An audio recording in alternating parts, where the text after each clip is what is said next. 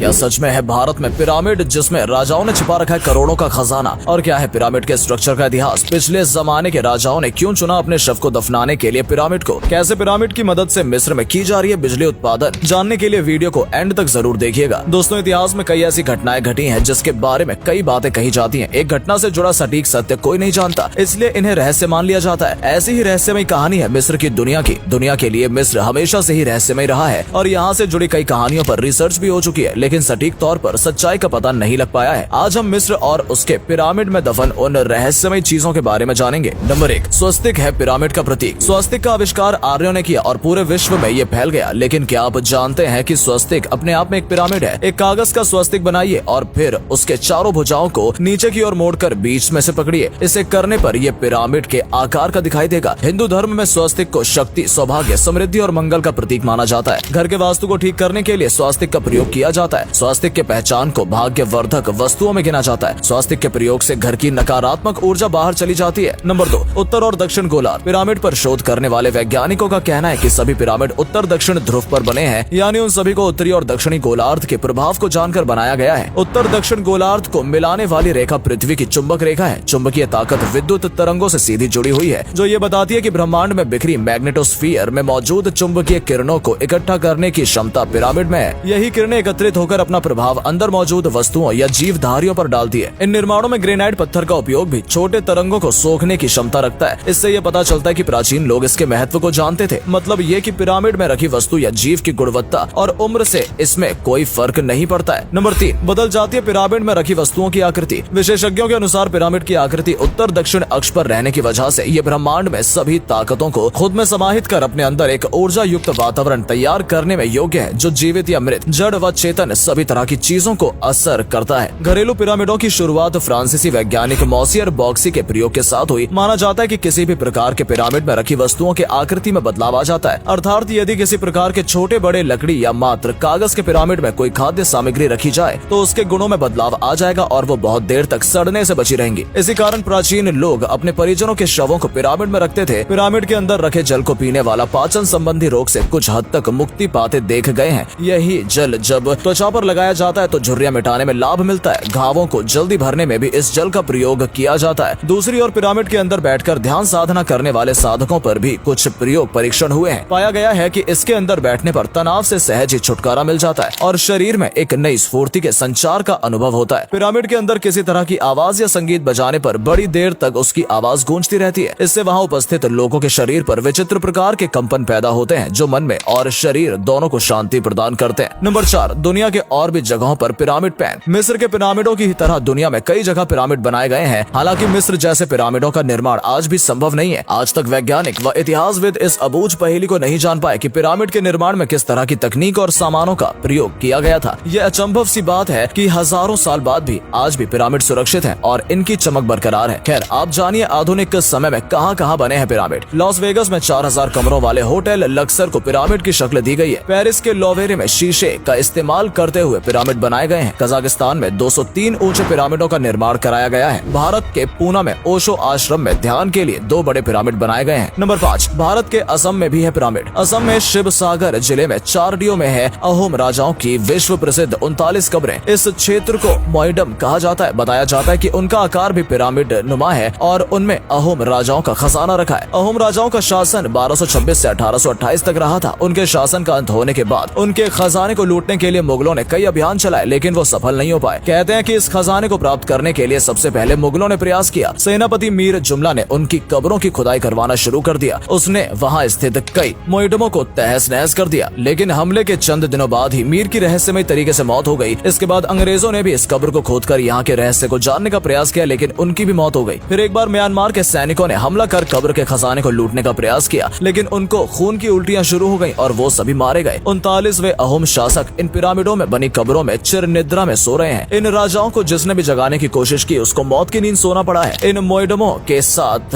रहस्यों और दौलत की ऐसी दुनिया लिपटी हुई है कि जिसकी वजह से इन कब्रों पर बार बार आक्रमण करने के साथ इनसे छेड़खानी की गई। जिसने भी उन कब्रों पर बर्बादी की लकीर खींची, मौत ने उसे गले लगा लिया। लेकिन कुछ लोग मानते हैं कि मोइडम की कब्रों में बेशुमार खजाना था, जिसको लूटने की चाहत से लोग आते थे और लूट कर चले जाते थे। लूट के माल के बाद खजाने को लेकर आपस में ही झगड़ कर मर जाते थे। इस तरह यहाँ रखा सोना पहले पहले मुगलों, फिर अंग्रेजों और फिर बर्मा के सैनिकों ने लूट लिया। नंबर 6, मिस्र के पिरामिड। जब पिरामिड की बात आती है तो मिस्र या इजिप्ट के पिरामिडों की ज्यादा चर्चा होती है। ऐसा क्यों? क्योंकि वो अभी तक अच्छे से संरक्षित हैं, जबकि भारत, चीन और मध्य एशिया के पिरामिड तो युद्ध में तबाह हो गए। दरअसल मिस्र के पिरामिड पुरानी खो गई सभ्यता के तीर्थ हैं, जो अब मकबरे में बदल गए हैं। मिस्र में 138 पिरामिड हैं और काहिरा के उपनगर गीजा में 3। हालांकि जमीन में अभी भी इतने ही और पिरामिड दबे हुए हैं। गीजा का ग्रेट पिरामिड ही प्राचीन विश्व के 7 अजूबों की सूची में शामिल है। ये पिरामिड 450 फुट ऊंचा है। लगभग 4000 वर्षों तक ये दुनिया की सबसे ऊंची संरचना रहा है। नंबर 7, कैलाश पर्वत क्या पिरामिड है? रेखा गणित का जन्म भारत में हुआ था। यदि सिंधु घाटी की सभ्यता बची रहती तो जरूर ही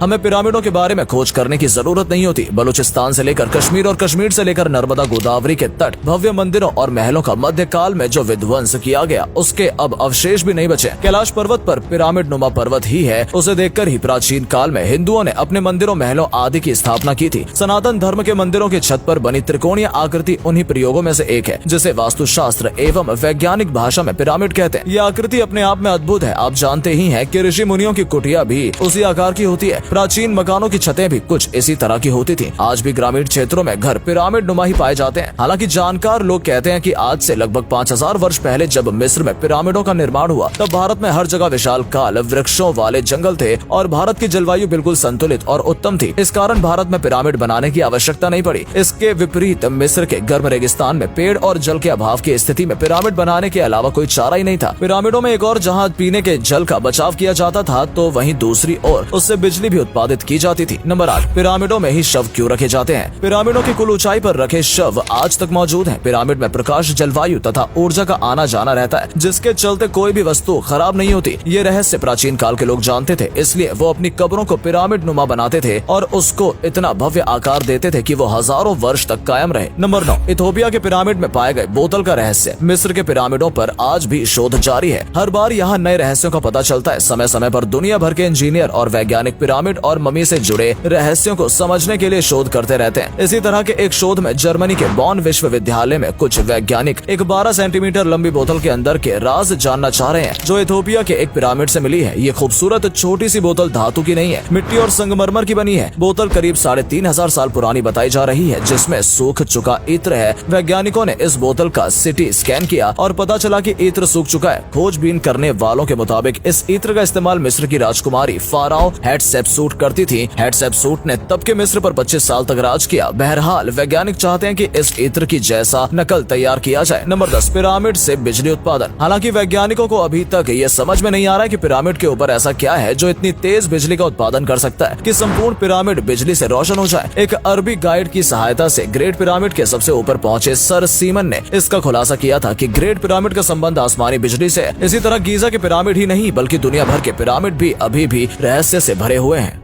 दोस्तों, अगर आपको ये वीडियो पसंद आई हो तो इसे अधिक से अधिक लाइक और शेयर करें। साथ ही हमें कमेंट करके बताएं कि आपको इनमें से कौन सा फैक्ट सबसे ज्यादा मजेदार लगा। आज के लिए इतना ही। आपसे फिर मिलेंगे एक नई वीडियो और ढेर सारी रोचक जानकारियों के साथ।